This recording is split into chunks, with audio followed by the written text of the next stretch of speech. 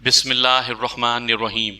سامعین کرام، آپ سن رہے ہیں انسپیکٹر نواز خان سیریز کے سلسلے کی ایک اردو کہانی اور وہ مر گئی، جس کے مصنف ہیں طاہر جاوید مغل، اور یہ اس سلسلے کی دوسری اور آخری قسط ہے۔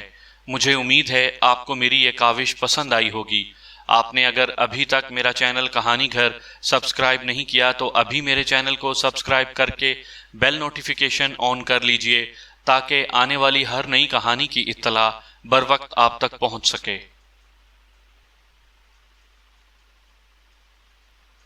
تمہارا کیا خیال ہے وہ سجن پیر کیسا آدمی ہے؟ میرے اس سوال نے مائی کو گڑبڑا دیا۔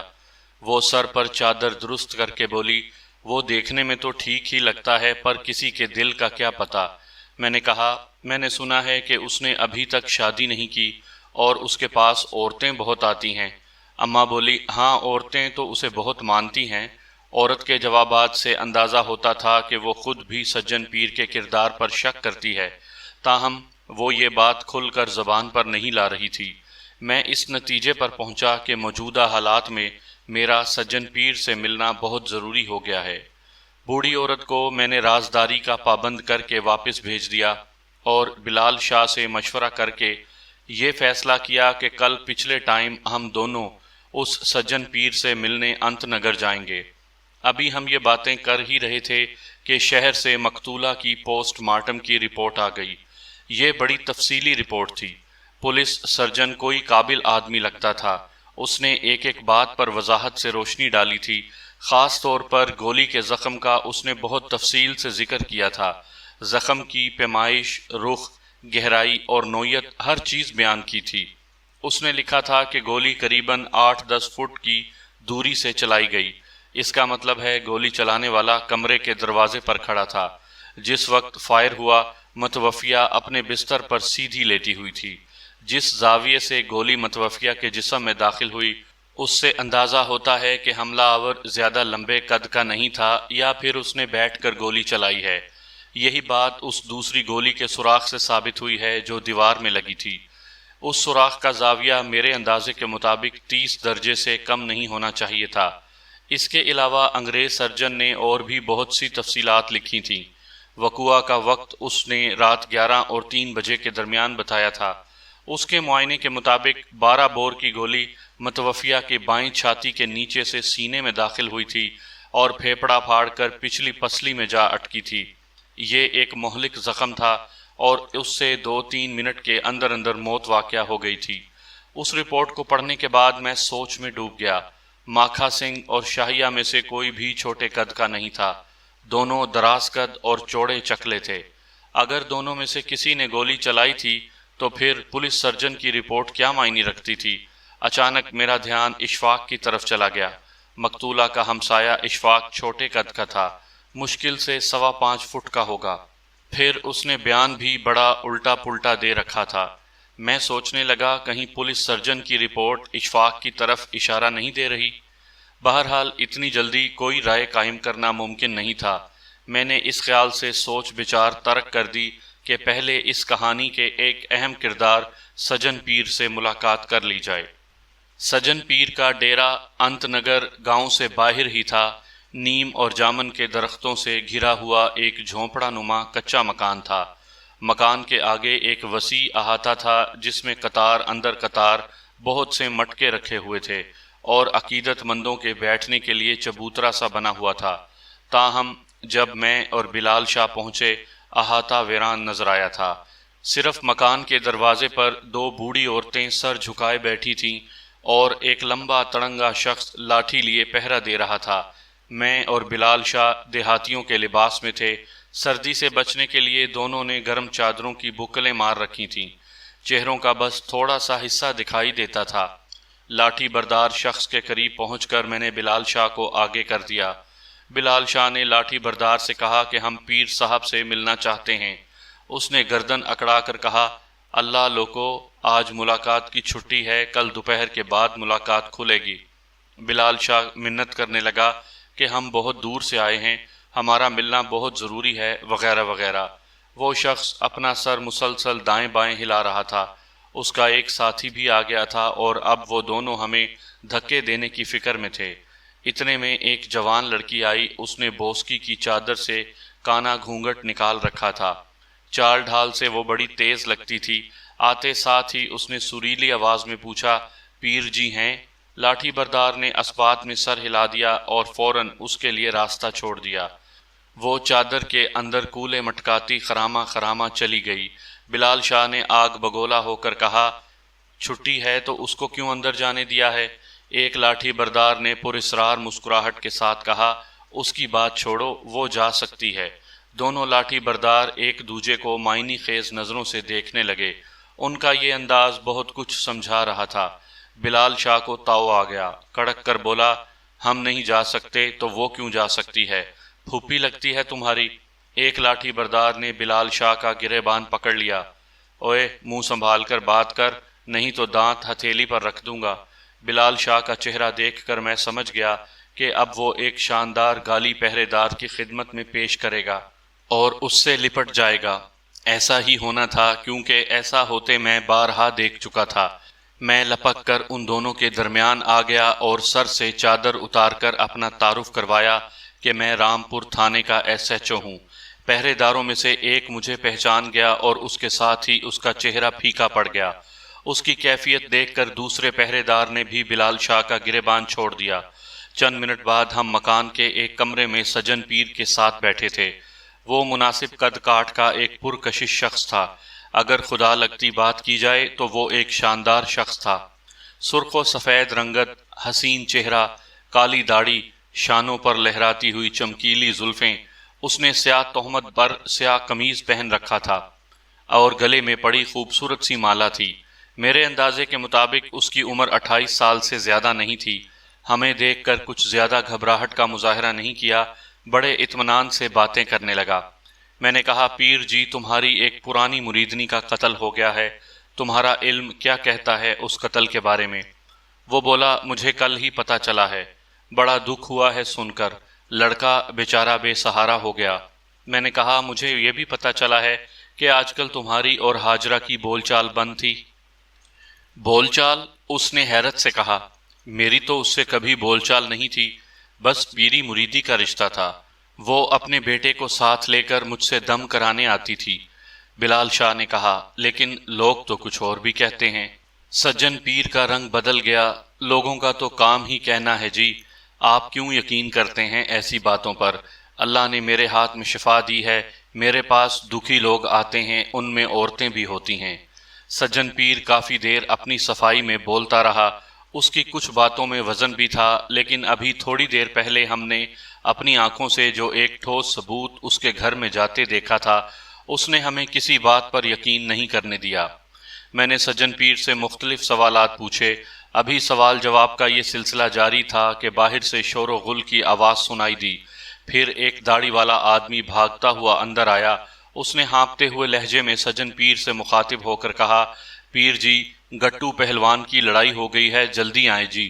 سجن پیر پہلے تو حیران ہوا، پھر اس نے گھبرا کر ہماری طرف دیکھا۔ غالباً ہماری موجودگی میں اسے یہ اطلاع کچھ زیادہ ہی بری لگی تھی۔ میں 1 منٹ میں حاضر ہوتا ہوں، اس نے کہا اور تیزی سے باہر نکل گیا۔ ہم دونوں کہاں رکنے والے تھے، اس کے پیچھے ہی پیچھے ہم بھی باہر آ گئے۔ 100-150 گز آگے درختوں کے جھنڈ میں ہلچل نظر آ رہی تھی۔ قریب پہنچ کر ہم نے دیکھا کہ 5-6 افراد آپس میں دست و گریبان ہیں۔ ان میں کچھ سجن پیر کے آدمی تھے اور کچھ کاشتکار ٹائپ لوگ۔ ان لڑنے جھگڑنے والوں میں ایک ٹھگنا سا گنجا شخص پیش تھا۔ اس نے ایک لمبے دیہاتی کا گریبان پکڑ رکھا تھا اور کسی صورت چھوڑنے کا نام نہیں لے رہا تھا۔ سجن پیر جھگڑنے والوں کے درمیان آ گیا اور اس نے اپنے چمٹے سے دھکیل کر لڑنے والوں کو پیچھے ہٹایا۔ گنجا اچھل پڑ رہا تھا۔ میں یہ دیکھ کر حیران ہوا کہ اس کے ہاتھ میں ایک کھلا ہوا چاقو تھا۔ وہ دیہاتیوں کو للکار رہا تھا اور کہہ رہا تھا، میں تمہاری زبانیں کھینچ کر کتوں کو کھلا دوں گا۔ تمہیں جرت کیسے ہوئی پیر جی کی شان میں گستاخی کرنے کی؟ سجن پیر کے آدمیوں نے بڑی مشکل سے گنجے کو قابو کیا اور بڑی صفائی کے ساتھ اس کے ہاتھ کا چاقو غائب کر دیا۔ ہم سجن پیر کے ساتھ واپس مکان میں آ گئے۔ میرے پوچھنے پر سجن پیر نے بتایا کہ آج ملاقات کا ناغہ ہے، لیکن کچھ اجڑ دیہاتی من مانی پر اتر آتے ہیں اور میرے آدمیوں سے جھگڑنے لگتے ہیں۔ ان لوگوں نے بھی کوئی ایسی ہی بات کی تھی جس کی وجہ سے جھگڑا کھڑا ہو گیا۔ میں نے دل میں سوچا اپنے مریدوں پر غنڈے چھوڑ کر تم اچھا ہی کرتے ہو، ایسے بے وقوفوں کی یہی سزا ہونی چاہیے۔ کچھ دیر بات چیت کے بعد ہم سجن پیر سے رخصت ہو گئے۔ رخصت ہوتے وقت جب میں نے سجن پیر سے کہا کہ وہ شامل تفتیش ہے اور تھانے میں اطلاع دیے بغیر وہ اس گاؤں سے باہر نہیں جائے گا، تو اس کا بھاڑ جیسا منہ کھلا رہ گیا۔ اس نے احتجاج کے طور پر کچھ کہنا چاہا، لیکن اس کے کچھ کہنے سے پہلے ہی میں بلال شاہ کے ساتھ باہر آ گیا۔ گاؤں کی طرف ہمارا واپسی کا سفر شروع ہوا۔ راستے میں بلال شاہ نے مجھے ایک اہم بات بتلائی۔ اس نے کہا، خان صاحب، آپ نے اس کی بوسکی کی چادر والی کو پہچانا تھا؟ بلال شاہ کا اشارہ اس لڑکی کی طرف تھا جو سجن پیر سے ملنے اس کے مکان میں گئی تھی۔ میں نے انکار میں سر ہلا دیا۔ بلال شاہ بولا، جناب، وہ رحمت لوہار کی چھوٹی دھی پروین ہے، وہی جو شادی کے 3 مہینے بعد طلاق لے کر گھر آ گئی تھی۔ اس کا باپ آپ کے پاس دعویٰ کرنے بھی آیا تھا۔ بلال شاہ کی بات پر مجھے اس لڑکی کا نام یاد آ گیا۔ وہ ہمارے ہی گاؤں کی رہنے والی تھی۔ اس کا گھر تھانے سے زیادہ دور نہیں تھا۔ اس کے باپ کو نشے کی لت تھی اور میرے سپاہی اسے 1-2 بار پکڑ کر تھانے بھی لا چکے تھے۔ جس طرح یہ لڑکی دندناتی ہوئی سجن پیر کے گھر میں گھس گئی تھی، اس سے صاف اندازہ ہوتا تھا کہ پیر جی سے اسے گہری عقیدت ہے۔ اس لڑکی سے ہمیں پیر کے بارے میں کافی کچھ معلوم ہو سکتا تھا۔ اگلے روز میں تھانے میں بیٹھا اسی کیس کی بھول بھلائیوں میں الجھا ہوا تھا کہ اچانک ذہن میں اس شخص کا خیال آیا جسے سجن پیر نے گٹو پہلوان کے نام سے یاد کیا تھا اور جو کل دیہاتیوں سے مرنے مارنے پر آمادہ نظر آ رہا تھا۔ اس کے ساتھ ہی انگریز سرجن کی رپورٹ کے الفاظ آنکھوں کے سامنے گھومنے لگے۔ اس نے صاف طور پر لکھا تھا کہ گولی چلانے والا لمبے قد کا شخص نہیں۔ کہیں ہاجرہ کو قتل کرنے والا ہاتھ گٹو پہلوان کے تو نہیں تھے؟ یہ سوال پوری شدت سے میرے ذہن میں ابھرا۔ سوچتے سوچتے میں نے فیصلہ کیا کہ مجھے واقعے کے چشم دید گواہ یعنی مقتولہ کے بیٹے امتیازی سے اس بارے میں پوچھنا چاہیے۔ ماں کی موت کے بعد لڑکے کی ذہنی حالت ٹھیک نہیں تھی۔ وہ بالکل گمسم رہتا تھا اور کبھی زور زور سے رونے لگتا تھا۔ اسے اس کے تایا نے ایک قریبی قصبے کے ہسپتال میں داخل کرا رکھا تھا۔ میں امتیازی سے ملنے ہسپتال پہنچا تو اسے تیز بخار ہو رہا تھا۔ میں نے اس سے بات چیت زیادہ مناسب نہ سمجھی۔ میں صرف ایک ہی سوال کا جواب چاہتا تھا۔ میں نے اس سے کہا، امتیازی بیٹا، جب کالے کپڑوں والے نے تمہاری ماں کو گولی ماری تو تم برآمدے میں تھے، وہاں سے تم نے اس شخص کو کمرے میں گھومتے پھرتے دیکھا۔ تم یہ بات ذہن سے نکال دو کہ وہ تمہارے ابا کا قاتل ماکھا تھا۔ میں تمہیں یقین سے کہتا ہوں کہ وہ ماکھا سنگھ نہیں تھا۔ مجھے صرف یہ بتاؤ کہ وہ لمبے قد کا آدمی تھا یا چھوٹے قد کا؟ لڑکے کی آنکھوں میں خوف و ہراس نظر آ رہا تھا، جیسے ماں کی موت کا منظر پھر اس کی نظروں کے سامنے ہو۔ کچھ دیر اس کے ہونٹ لرزتے رہے، پھر اس نے کہا، وہ چھوٹے قد کا نہیں تھا، لیکن اتنا لمبا بھی نہیں تھا۔ اس کی گردن موٹی سی تھی۔ لڑکے کا جواب میرے لیے بیکار تھا۔ اس سے کوئی بات بھی ثابت نہیں ہوتی تھی۔ میں نے چند اور سوالات پوچھ کر لڑکے اور اس کے تایا سے اجازت لی اور ہسپتال سے واپس آ گیا۔ اب میرا رخ گاؤں کی طرف تھا۔ میں سب سے پہلے رحمت لوہار کی بیٹی سے پوچھ گچھ کرنا چاہتا تھا۔ جب میں گاؤں میں داخل ہوا، بارش ہو رہی تھی، گلیاں سنسان پڑی تھیں۔ رحمت لوہار کے گھر جانے کے لیے یہ موقع اچھا تھا۔ میری ہمیشہ کوشش رہی ہے کہ کسی شریف آدمی کے گھر جا کر پوچھ گچھ کروں تو کم سے کم لوگوں کو اس بات کا پتہ چلے۔ میں نے رحمت کے دروازے پر دستک دی تو اس کی بیٹی نے ہی دروازہ کھولا۔ مجھے دیکھ کر اور پہچان کر وہ تھوڑا سا گھبرا گئی۔ میں نے نرم سے لہجے میں اسے بتایا کہ میں اس سے چند سوالات کرنا چاہتا ہوں۔ معمولی ہچکچاہٹ کے بعد وہ مجھے اندر لے گئی۔ اس کے انداز سے پتہ چلتا تھا کہ کل سجن پیر نے اسے ہمارے بارے میں کچھ نہیں بتایا تھا۔ وہ میری آمد سے خاصی حیران ہو رہی تھی۔ اس کا باپ گھر ہی میں تھا، لیکن افیم کھا کر ایک کمرے کے فرش پر لڑکا ہوا تھا۔ میں نے پروین سے کہا کہ وہ باپ کو جگائے۔ پروین کافی دیر کوشش کرتی رہی، لیکن وہ ٹس سے مس نہ ہوا۔ میں نے کہا، اچھا چلو رہنے دو۔ میں اس کے ساتھ برآمدے میں چارپائی پر آ بیٹھا۔ میں نے 2-3 منٹ میں اس پر یہ واضح کر دیا کہ مجھے اس کے اور سجن پیر کے تعلق کا پتہ ہے، اور اگر وہ سجن پیر کے بارے میں کچھ چھپانے کی کوشش کرے گی تو اس کے حق میں اچھا نہیں ہوگا۔ پروین خوف زدہ نظر آنے لگی۔ وہ شکل و صورت سے چالاک نظر آتی تھی، شکل بھی اچھی تھی اور جسم میں تو جیسے پارا بھرا ہوا تھا۔ میرا تجربہ کہتا ہے کہ یہ لڑکی فتنے کھڑے کرنے میں ماہر ہوگی۔ میری توقع کے مطابق پروین نے سجن پیر کے ساتھ کسی بھی تعلق سے انکار کیا اور بتایا کہ ان کے درمیان صرف پیری مریدی کا واسطہ ہے۔ میں پروین کی اس بات پر کیسے یقین کر سکتا تھا؟ کل میں نے اس سلسلے میں کافی تحقیق کی تھی اور چند اور لوگوں کی زبانی بھی پتہ چلا تھا کہ رحمت لوہار کی بیٹی ہر دوسرے تیسرے دن انت نگر جاتی ہے اور اس کے لچھن ٹھیک نہیں ہیں۔ میں نے کہا، پروین بی بی، چھپانے سے کوئی فائدہ نہیں ہوگا اور بتانے سے تمہارا کوئی نقصان نہیں ہوگا، صرف میرا کام آسان ہو جائے گا۔ وہ روحانسی ہو کر بولی، پتہ نہیں کس نے آپ کو میرے پیچھے لگا دیا ہے، کہیں یہ ہاجرہ کا کام تو نہیں؟ تمہارا اندازہ درست ہے۔ میں نے اس کے شبہ کی تصدیق کر دی۔ اندھیرے میں چھوڑا ہوا میرا یہ تیر کارگر رہا۔ ہاجرہ کا نام سن کر پروین کی آنکھوں میں ایک آگ سی روشن ہو گئی۔ وہ غصے سے بولی، تھانے دار صاحب، مرے ہوئے کی برائی نہیں کرنی چاہیے، لیکن ہاجرہ کیا تھی یہ میں اچھی طرح جانتی ہوں۔ اگر اس میں کچھ عقل ہوتی تو میرے بارے میں کچھ کہنے سے پہلے اپنے گریبان میں منہ ڈال کے دیکھتی۔ چور کو سارے ہی چور نظر آتے ہیں، شاید آپ کو پتہ نہیں وہ پیر جی کے پیچھے دیوانی ہو رہی تھی، ننگے پاؤں چل چل کر ان سے ملنے جاتی تھی، اپنے بالوں سے ان کے جوتے صاف کرتی تھی اور فرش پر جھاڑو دیتی تھی۔ اس نے کئی بار پیر جی سے کہا تھا کہ وہ اس سے شادی کر لیں یا اپنی داسی بنا کر اسے اپنے پاس رکھ لیں۔ اگر پیر جی نے اسے منہ لگایا ہوتا تو وہ اب تک اس کے کئی بچوں کی ماں ہوتی۔ میں سب کچھ جانتی ہوں جی، وہ کیا چیز تھی، اوپر سے تسبیح اندر سے کسبی۔ ایسی ایسی باتیں سنی ہیں میں نے اس کے بارے میں کہ میں آپ کو بتا نہیں سکتی۔ پروین جب ایک بار شروع ہوئی تو پھر دیر تک بولتی رہی۔ عورت کا صدیوں پرانا کینہ اور حسد اس میں موجود تھا۔ اس نے ہاجرہ اور سجن پیر کے بارے میں بہت سی سچی اور جھوٹی باتیں میرے کانوں تک پہنچا دیں۔ قارئین، آپ نے دیکھا ہوگا کہ اس کیس کے حوالے سے مختلف لوگوں کے بیانات مختلف تھے۔ پولیس کے سامنے بیان دیتے ہوئے ہر شخص اپنے فائدے کو سامنے رکھتا ہے اور یہی وجہ ہے کہ کبھی کبھی تفتیش بے حد مشکل ہو جاتی ہے۔ اب سجن پیر اور ہاجرہ کا معاملہ ہی لے لیں۔ ہاجرہ کے وارثوں کا خیال تھا کہ یہ سراسر بہتان ہے۔ رشتے کرانے والی مائی کا خیال تھا کہ ہاجرہ بے قصور تھی۔ ہو سکتا ہے سجن پیر کی نیت میں کوئی فرق ہو۔ ماکھا سنگھ کا کہنا تھا کہ وہ دونوں ایک دوسرے کے چکر میں تھے اور سجن پیر ہاجرہ کے گھر راتیں رہتا تھا۔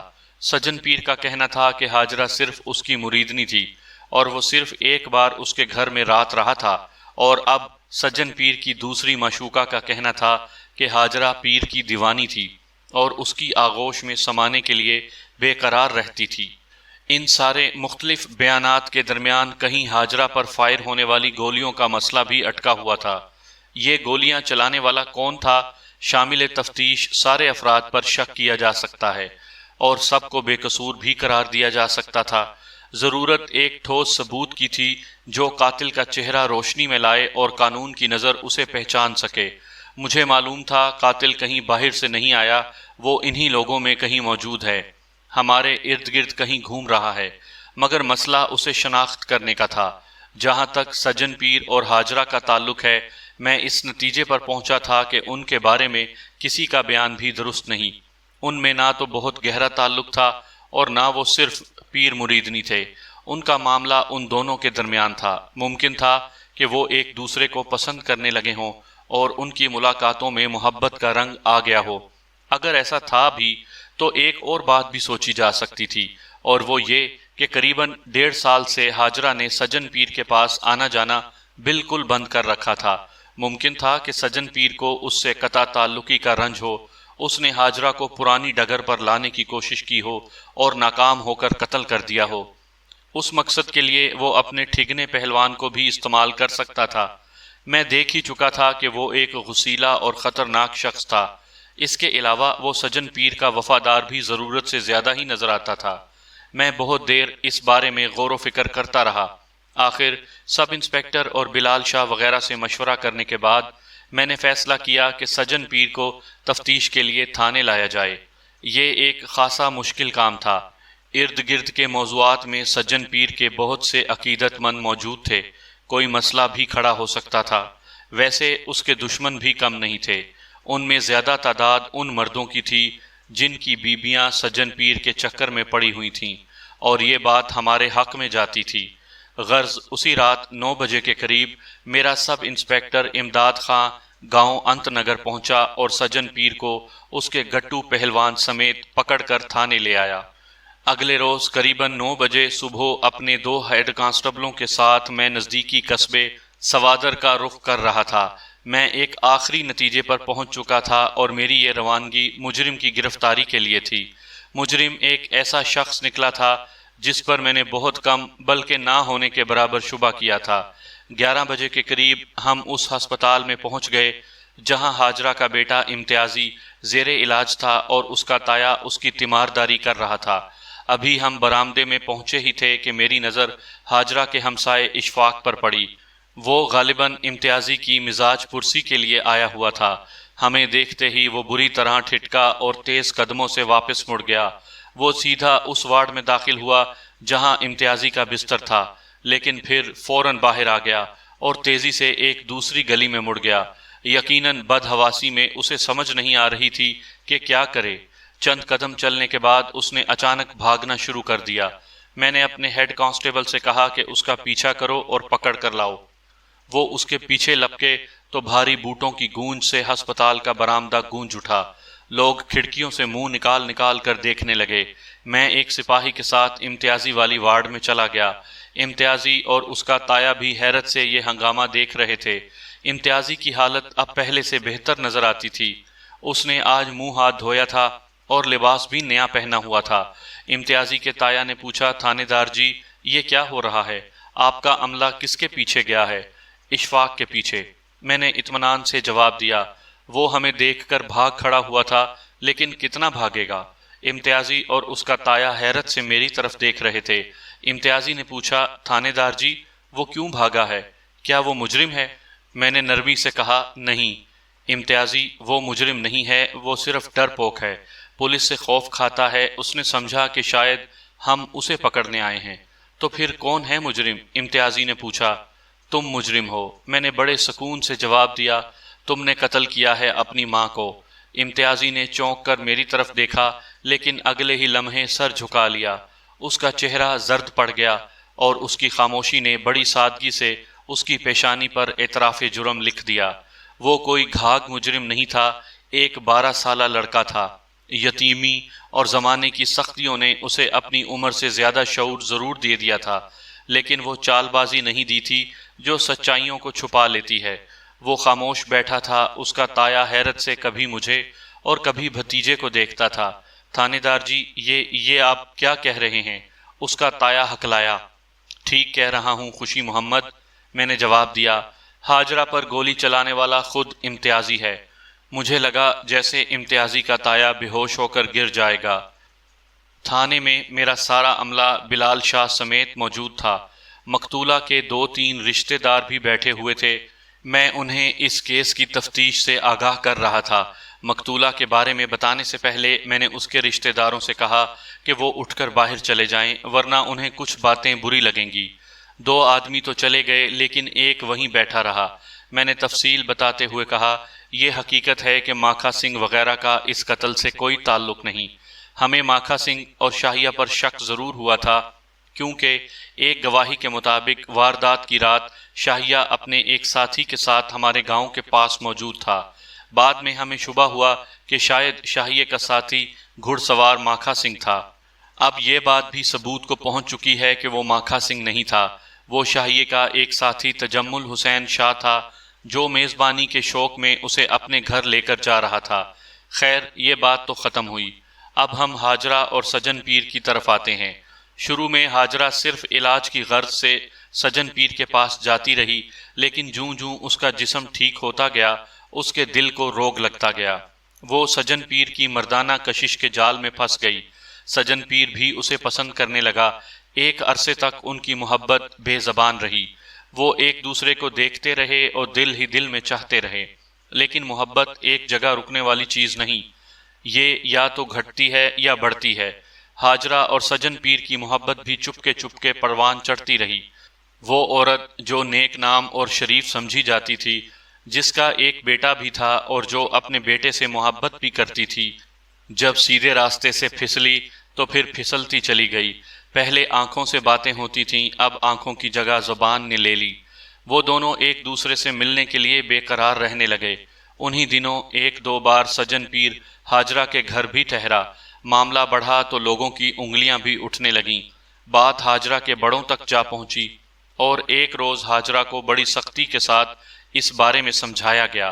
معلوم نہیں ہاجرہ نے اسے سمجھانے بجھانے سے کیا اثر لیا اور لیا بھی یا نہیں، لیکن اتنا ضرور ہوا کہ اس نے سجن پیر سے ملنا بالکل چھوڑ دیا۔ 5-6 ماہ اسی طرح گزر گئے۔ پھر سجن پیر نے ہمارے ہی گاؤں کی لڑکی پروین کو شیشے میں اتارنا شروع کر دیا۔ یہ لڑکی بھی جلد ہی سجن پیر کے جال میں آ گئی۔ عشق و محبت کی جو آنکھ مچولی پہلے ہاجرہ کے ساتھ کھیلی جا رہی تھی، اب پروین کے ساتھ کھیلی جانے لگی۔ در حقیقت سجن پیر نے صرف ہاجرہ کو جلانے اور ستانے کے لیے یہ کھیل شروع کیا تھا۔ وہ ہاجرہ میں رقابت کا جذبہ جگا کر اس کے دل میں اپنی محبت زندہ رکھنا چاہتا تھا، اور وہ اپنی اس کوشش میں کامیاب ہوا۔ ہاجرہ جو پہلے بھی سجن پیر کو بھلا نہیں سکی تھی اور اب اور تڑپنے لگی۔ وہ دیکھتی تھی کہ پروین بن ٹھن کر انت نگر کا رخ کر رہی ہے تو اس کے سینے پر سانپ لوٹنے لگتے۔ وہ پروین کی ساری ادائیں اچھی طرح سمجھ رہی تھی۔ یہ کشمکش ایک عرصہ جاری رہی۔ آخر ایک دن دل کے ہاتھوں مجبور ہو کر ہاجرہ نے پھر انت نگر کا رخ کیا۔ سجن پیر اسے اپنے سامنے دیکھ کر حیران رہ گیا۔ پردے کی اوٹ میں ہاجرہ کی آنکھیں آنسو بہا رہی تھیں۔ ان آنسوؤں کو دیکھ کر سجن پیر کو اپنی جیت کا یقین ہو گیا۔ دونوں بہت دیر باتیں کرتے رہے، شکوے گلے ہوئے، شکایتیں سنی اور سنائی گئیں۔ سجن پیر نے ہاجرہ سے وعدہ کر لیا کہ وہ چند دن بعد ایک مقررہ وقت پر اسے اپنے گاؤں سے باہر ملے گی۔ سجن پیر کی کشش نے ہاجرہ کی مت مار رکھی تھی۔ وہ وعدے کے دن سجن پیر سے ملنے چلی گئی۔ گاؤں سے چند فرلانگ کے فاصلے پر ایک جوہڑ کے کنارے سرکنڈوں میں ان کی ملاقات ہوئی۔ شکست تو ہاجرہ کو اسی روز ہو چکی تھی جب وہ شرم کی چادر اتار کر سجن پیر سے ملنے انت نگر گئی تھی۔ آج اس شکست کو عملی جامہ پہنا دیا گیا۔ سجن پیر نے اپنی فتح کا خراج ہاجرہ کے جسم سے وصول کیا۔ وہ شریف عورت جو ایک بیٹے کی ماں بھی تھی اور خدا نے جس کے قدموں میں جنت رکھی تھی، ایک مرد کی مسکراہٹ کے عوض اپنا سب کچھ لٹا بیٹھی۔ گناہ کے رستے پر پہلا قدم ہی مشکل ہوتا ہے، اور ہاجرہ یہ قدم اٹھا چکی تھی۔ نہایت رازداری کے ساتھ وہ ہر 10-15 روز بعد سجن پیر سے ملنے کے لیے جانے لگی۔ جوہڑ کے کنارے سرکنڈوں کی تاریکی میں شیطان نے اپنا شیطانی کھیل جاری رکھا۔ ہاجرہ بالکل بھول گئی کہ اس کا ایک بیٹا بھی ہے جو گو جوان نہیں لیکن ایسا کم سن بھی نہیں۔ امتیازی نہایت خاموشی سے اپنی ماں کے طور اتوار دیکھ رہا تھا۔ وہ بڑا سیانہ لڑکا تھا۔ اسے پتا تھا کہ کچھ عرصے پہلے لوگوں نے سجن پیر کا نام لے کر اس کی ماں کے بارے میں باتیں کی تھیں۔ اسے شک ہوا کہ کہیں ماں پھر اسی شخص سے ملنے تو نہیں جاتی۔ ایک شام اس نے بڑی دلیری سے ماں کا پیچھا کیا اور انہی سرکنڈوں میں جا پہنچا جہاں شیطان سجن پیر کے روپ میں چھپا بیٹھا تھا۔ وہ کچھ دیر سرکنڈوں کے کنارے حیران کھڑے سوچتا رہا کہ اب کیا کرے۔ پھر اس نے ہمت کی اور بے آواز چلتا ہوا اندر داخل ہوا۔ کچھ آگے جا کر اس نے اپنی والدہ اور سجن پیر کو شرمناک حالت میں پایا۔ وہ چند لمحے ہکا بکا دیکھتا رہا، پھر خاموشی سے واپس آ گیا۔ اسی رات اس نے ٹرنک کے اندر سے اپنے باپ کی بندوق نکالی اور سوئی ہوئی ماں پر 2 فائر کر کے اسے ابدی نیند سلا دیا۔ یہ میری زندگی کا ایک یادگار کیس ہے۔ میری نگاہوں میں آج بھی اس 12 سالہ بچے کا غیور چہرہ گھوم رہا ہے جس نے بغیرتی کا زہر پینے سے انکار کیا اور اپنی زندگی کے آخری سہارے کو اپنے ہاتھوں موت کے گھاٹ اتار دیا۔ ماں کی موت کے بعد اس کا ڈرنا اور سہم جانا اور سہم کر اناج والی کوٹھڑی میں چھپ جانا مجھے آج بھی یاد ہے۔ اس کے وہ آنسو بھی یاد ہیں جو لاوارسی کے پہلے روز اس کے تر و تازہ رخساروں پر لڑک رہے تھے۔ ان آنسوؤں میں 2 دکھ تھے، ایک ماں کی موت کا اور دوسرا اس کی بے وفائی کا۔